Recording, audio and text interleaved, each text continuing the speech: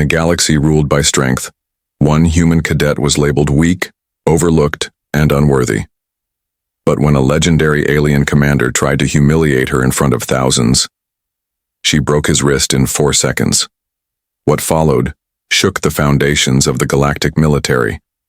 This isn't just a story about strength. This is about the power they never saw coming. Stay with us, because this is the moment the universe learned not to underestimate Earth. If you are new here, then please subscribe this channel and show thumbs up by liking the video. Now let's move to this wonderful story. The Galactic Union Military Academy floated like a quiet sentinel above the glowing twin stars of Tal Ross Prime. Ships of every shape and color drifted around its orbit, carrying recruits from more than 200 worlds. They had scales, shells, fur, and even plasma-based bodies. Among them was one of the least noticed, a human named Neva Thorne. Neva didn't look like much. She was average height, slim, and lacked any of the extraordinary features that most other species proudly carried. No armored skin, no prehensile limbs, no bioelectric defenses or enhanced senses. Just a woman from Earth with short dark hair, steady eyes, and a calm voice. She walked the halls with purpose. Her uniform perfectly pressed, her steps quiet and measured. Most didn't see her as a threat. In truth, most barely saw her at all. When humans were accepted into the Galactic Union 5 years ago, it had been called an inclusive gesture, a show of unity, some said, a charity experiment, others whispered. The High Command had labeled humans as a resource-light, soft-skinned species with moderate cognitive ability and limited combat potential. That label stuck, and cadets from advanced worlds treated them like afterthoughts, sometimes with amusement, sometimes with mild pity. Neva had learned quickly not to respond to the taunts. "Still fragile, Earthling?" sneered a cadet with gleaming horns and 3 arms as he passed her in the corridor. She smiled gently, never breaking stride. "One day at a time," she answered. That was her way, quiet, composed, and never giving them the satisfaction of reacting. But she noticed everything. She saw how the stronger species underestimated their opponents. How many relied on brute strength and inherited ability instead of discipline. While others lifted training weights with 1 arm, she trained harder. While others showed off their claws, she studied their weaknesses. Her methods were not flashy, but they were focused.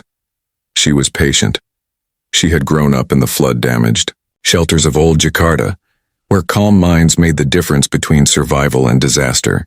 Before she joined the academy, she worked as a rescue officer in collapsed cities, learning to think under pressure when every second counted. She didn't look like a warrior, but she had learned how to move, how to strike, and most importantly, how to think. The academy's halls were filled with constant chatter, training drills, and lectures on interspecies combat theory. Yet behind the order there was tension. The old commanders didn't like change, and no one represented that resistance more than Commander Zalrek. Zalrek was a legend. Towering, clawed, and covered in dark green armor plating, he had fought in more campaigns than any human had ever read about. He didn't believe in words like equality or inclusion. He believed in dominance, in power shown through combat. And he especially didn't believe humans belonged in his academy. Zalrek had made his thoughts clear during a training review. Humans are observers, not fighters. Let them push paper, not stand on a battlefield. Rumors began spreading, quiet, but growing. Zalrek was preparing a demonstration, a live exercise to highlight species readiness. But everyone knew what it really was.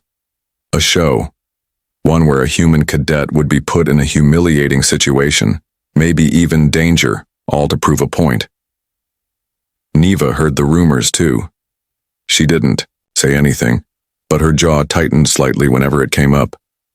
It was on the morning of the 3rd cycle that her name appeared on the roster for the special session. Demonstration participant, Cadet Thorne, Human Sector 6. The message blinked quietly on her training device. The words seemed plain, even routine. But every human in the academy felt the weight of it. She arrived early to the central training hall. It was a massive space with floating combat rings and reconfigurable walls. Crowds were already forming on the upper levels. Instructors, officers, cadets, some excited, some silent, all curious. Zalrek stood at the center, arms behind his back, eyes scanning the crowd like a predator measuring prey. Beside him were a few assistants carrying devices and training gear that didn't look particularly friendly. When Neva walked into the center, no one cheered. No one booed either. Just silence and the low hum of anticipation. She stood straight, eyes forward, expression neutral. Zalrek finally spoke.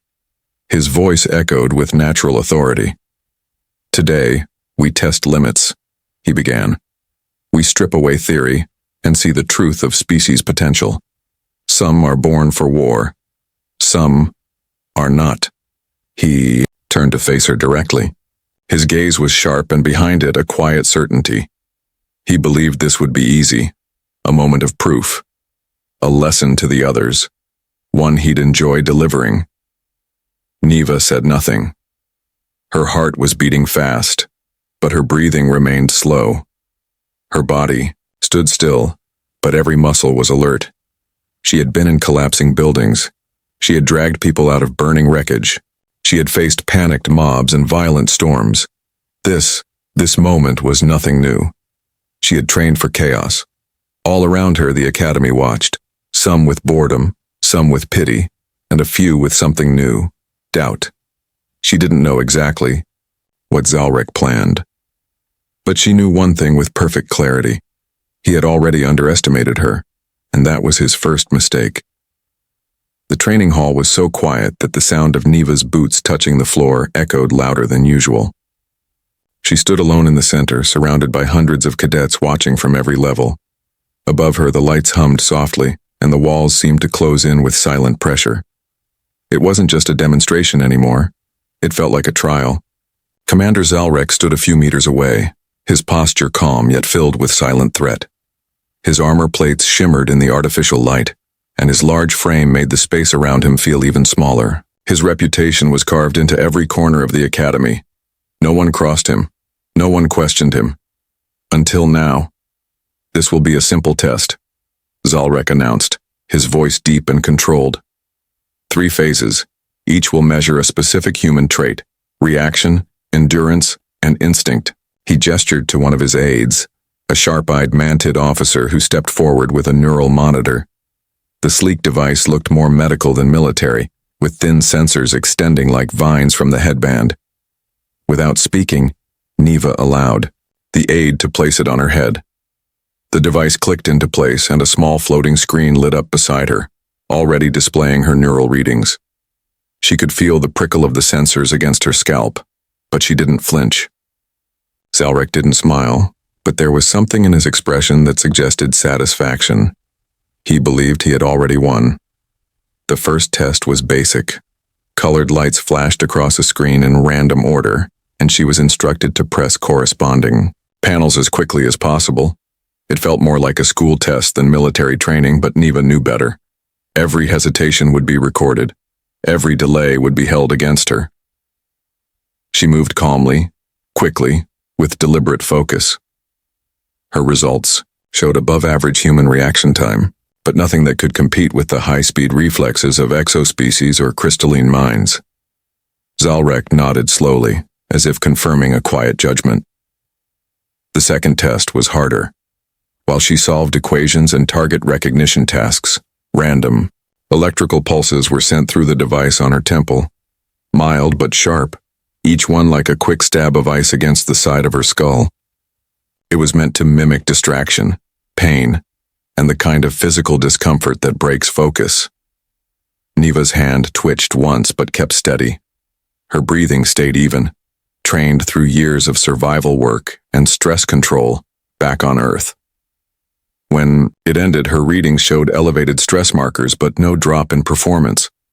Zalrek seemed slightly surprised. "Interesting," he said, his tone flat. "Humans tolerate discomfort well. Perhaps their nervous systems are duller than we expected." Neva said nothing. She'd heard far worse. She was more focused on the feeling in the air. The weight of the room had shifted. People were no longer watching just for entertainment. Now, they were curious. For the final test, Zalrek stepped closer. His aide backed away. This was no simulation. There would be no screens or calculations this time, just instinct, just reaction. You claim to be trained in human defense, Zalrek said, circling her now like a predator. Let's see what that really means. Neva's muscles tensed slightly, but her stance remained relaxed. Her arms hung naturally by her side, not in a fight-ready pose, but she was ready. Every instinct, every lesson, every scar in her memory had taught her that the worst danger often came without warning. Zalrek raised his hand. It wasn't a punch, not a claw swipe or a tackle. It was a slap. An open-handed swing aimed at her cheek with the casual cruelty of someone striking a servant. The message was clear. She wasn't worthy of a real fight, but Zalrek had made a mistake. In the instant his arm moved, something inside Neva changed. Her mind went silent. No thought, no fear, only training. Her right hand shot up with perfect timing, catching his wrist just before impact. Her left hand snapped up beneath his elbow, locking into place.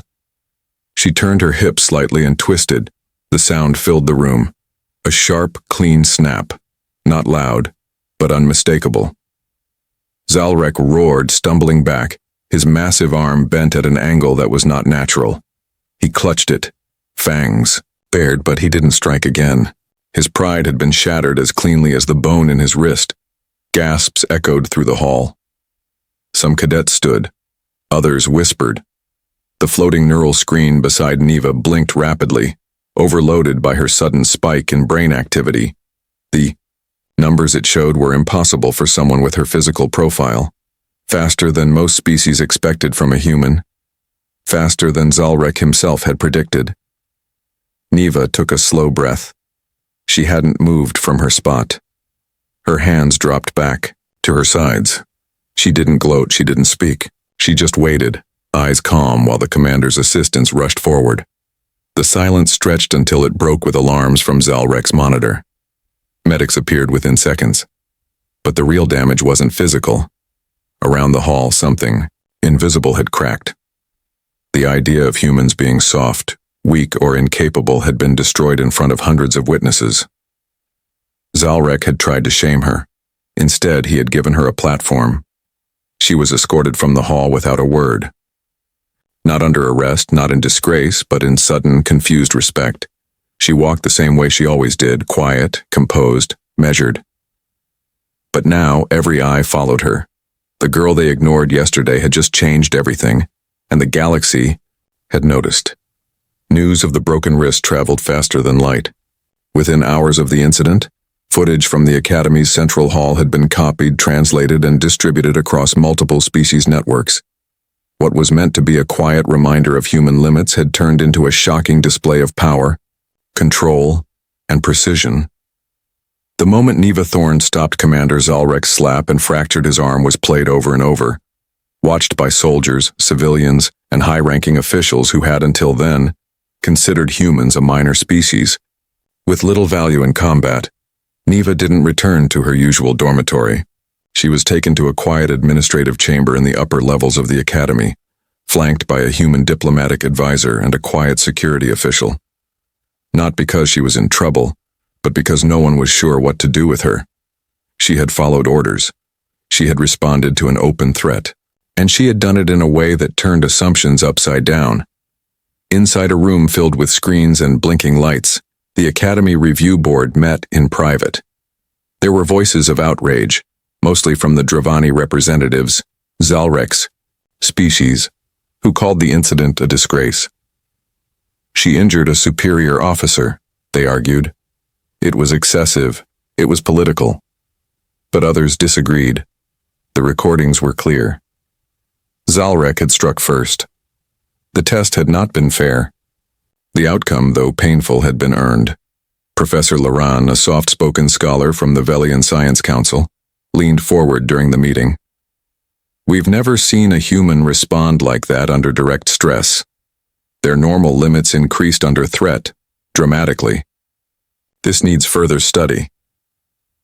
The room fell into silence as this suggestion took root. Neva's act wasn't just a defense, it was a revelation. Something new had been discovered, something unexpected. By the end of the meeting, the board reached a decision. Neva Thorne would not face punishment. In fact, she would be offered a new position as a trainee combat assistant with a focus on adaptive defense. She would share her methods, help evaluate others, teach what it meant to fight without claws, venom, or exoskeletons. Back in the cadet dining hall, whispers turned to open conversations. A few alien cadets gave her cautious nods when she passed. Some avoided her entirely, but others were curious. Truly curious. One tall cadet from the Sandborn Narathi asked her if the move she used was part of standard human training. "It can be," she said simply, "if you're willing to learn." Her words spread. Within days, requests began arriving. Cadets from other divisions wanted to train with her. A group of young Rothek soldiers asked if she could demonstrate bone-snapping moves in slow motion. She smiled at the phrase but agreed. Soon she was leading small sessions after hours, unofficial at first, then sanctioned by the Academy as optional instruction in alternative defense. Even Commander Zalrek, now recovering in a medical chamber, could not stop the shift. His supporters tried to discredit the event, calling it a fluke. But his silence spoke louder than their protests. The image of a human calmly facing down a decorated warrior then walking away unharmed was too powerful to ignore. The ripple reached beyond the Academy. Military bases on other planets requested the footage for analysis. Human embassies received congratulatory messages from unlikely allies. On Earth, news channels showed interviews with Neva's former instructors, all praising her calm mind and discipline. She always kept her cool, one said, even when the situation turned bad. At the Academy, things began to change. Small changes, but important ones. Humans were moved into mixed training squads instead of being grouped separately. Instructors from other species attended Neva's sessions, quietly taking notes. The old belief that humans should be observers, not warriors, was fading. One afternoon, during a break between classes, Neva sat alone on a bench overlooking the atmospheric simulator dome. It displayed a calm, Earth-like forest, with soft, light and simulated birdsong. She watched cadets move below, some of whom had once ignored her completely. Now a few paused to wave or nod. She didn't smile, but she acknowledged them. She had learned to take respect in quiet forms. Her friend, Rylus, a communication cadet from the gentle-minded Talari, sat beside her. "You know they're calling it the 4-second lesson, right?" he said, his voice carrying amusement. "It's already part of the Academy stories." She gave a soft laugh. "I didn't plan that." Rylus tilted his head. "That's what makes it better. You didn't do it to prove anything. You just did what was right. And that's what everyone noticed." Later that week, a formal message arrived from the Academy board. It read simply, "Cadet Thorne is hereby approved to lead structured instruction in adaptive defense techniques.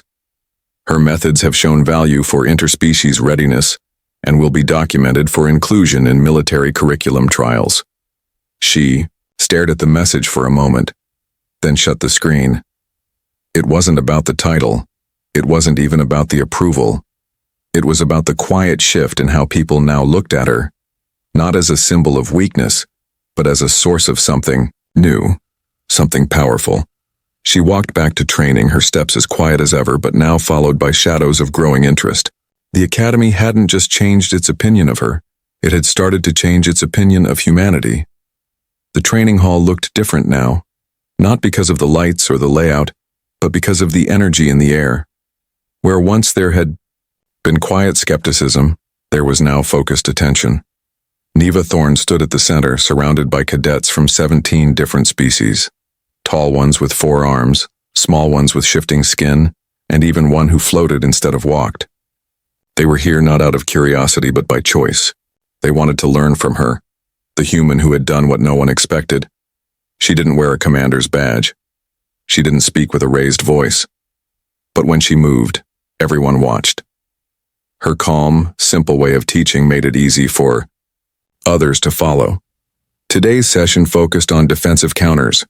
Neva demonstrated how to use an opponent's strength against them. She paired up cadets of different species, adjusted their stances, and gave patient corrections. She didn't care how many limbs they had or what planet they were from.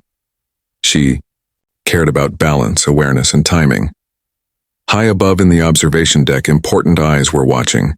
Members of the Academy Board, science officers, and even envoys from distant systems leaned forward with interest. They weren't just watching a class. They were watching a change unfold in real time. Professor Laren, who had once doubted the value of humans, now took notes with quiet excitement. "We've never recorded such neural flexibility under pressure," he whispered to a colleague. "It's not just instinct. It's adaptation at a level we barely understand." Back in the training hall, Neva called up a volunteer, a Centauri. Cadet stepped forward, twice her size, armored with tough plates and known for winning strength-based matches. "Same movement as before," she said softly. "When I shift, use my momentum. Don't block me. Guide me." The cadet hesitated but nodded. They moved. Neva advanced, her steps light. The cadet braced, then followed her instruction. With barely a twist and a step, Neva used the Centauri's own stance to bring him down gently. He landed on the padded floor with a thud but no injury. The watching cadets let out a collective breath. Neva offered her hand and helped the cadet up. "That's how it's done," she said. "You don't have to overpower your opponent. You just have to understand them." A few cadets clapped quietly. More began to murmur with growing excitement. What once seemed like tricks now looked like techniques, and those techniques worked. The lesson ended with a short drill. Cadets paired off, repeating the movement she showed. Some struggled, some improved quickly. Neva walked among them, guiding hands, adjusting feet, and reminding them to breathe. When the drill ended, she stood before the group. "Strength is more than force," she said. "It's more than speed or sharp claws. It's knowing how to see clearly under pressure. It's using what you have, not what you wish you had, and it's trusting that your mind is your greatest weapon." The words weren't dramatic, but they were honest, and they stuck. After the session, a message came through the Academy's central channel. The Galactic Defense Council had reviewed human performance across all sectors. As a result, they were opening full combat integration for Earth units. No longer just support. No longer just observers. Full partners. The announcement hit every system in the Union like a wave.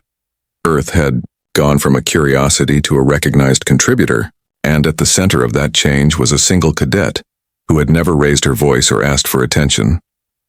In the days that followed, Neva received formal offers to travel and instruct in other academies.